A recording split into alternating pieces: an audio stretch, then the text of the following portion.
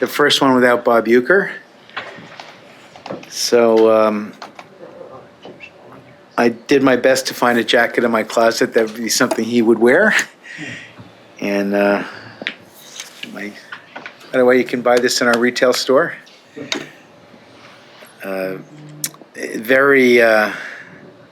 knew it would sink in today, and it's sinking in. Anyway, we'll be doing a number of things for Ueck throughout the season, including a moment of silence today. And I know everybody here really misses him, as me and my family do. With that, I don't have any other, I'm open for questions as always. We have microphones on either side, so questions. Start in the far back.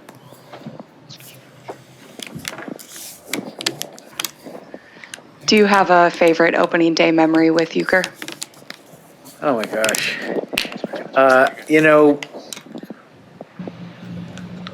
Years ago, we would go through the parking lot on one of those golf carts and see fans who were tailgating it before noon. And he was always engaged with every group.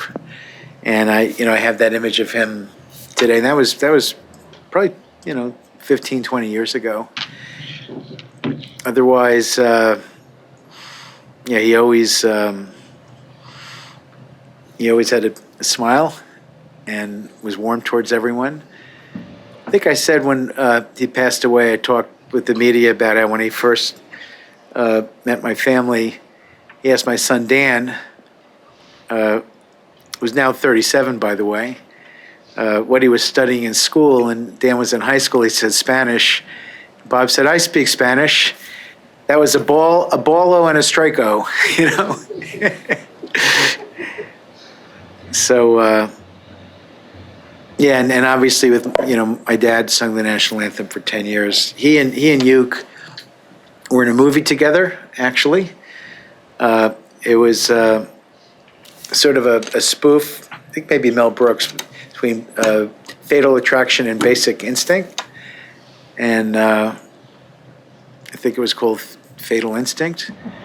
And when we used to do we still do, when we do the investor-sponsored dinners in spring training, Joe and Ueck used to sit in the back and share stories and probably have a couple drinks themselves. And so my dad, I think we just hit the 10th anniversary of his passing. So sort of a reminder that our game is timeless, but we're all here for a limited time.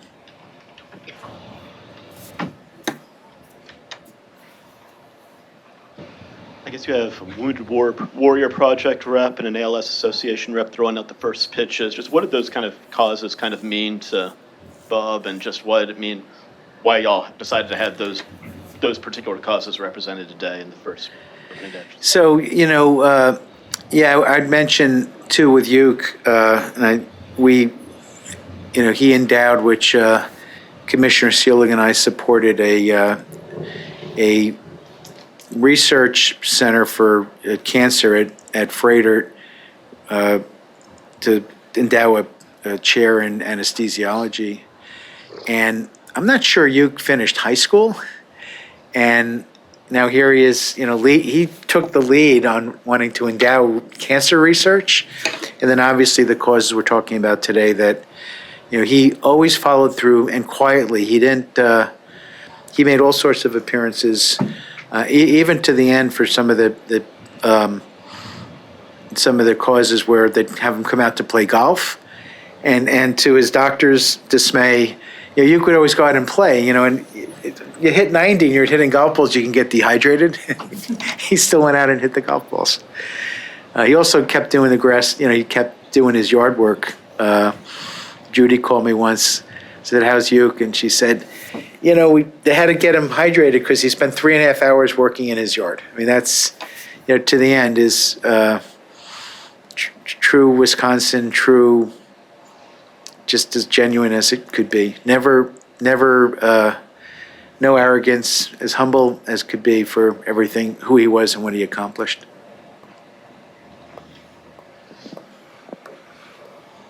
Mark, Ueck was always good about getting over tough stretches or whatever. Yeah. What do you think he would say about the opening weekend? I do a poor imitation. My sons are much better imitating, but he said, we'll be all right, boss. We're okay. And we will be. You know, last year, we forget the Yankees came here and had almost the same. I think we had the run differential was the same, maybe one more extra run this year. You know, they ended up winning 94 games. We ended up winning 93. And so I think we'll be okay, besides what Ueck would say. And he was always upbeat, and he never lost that optimistic view of life. But I think we're all right.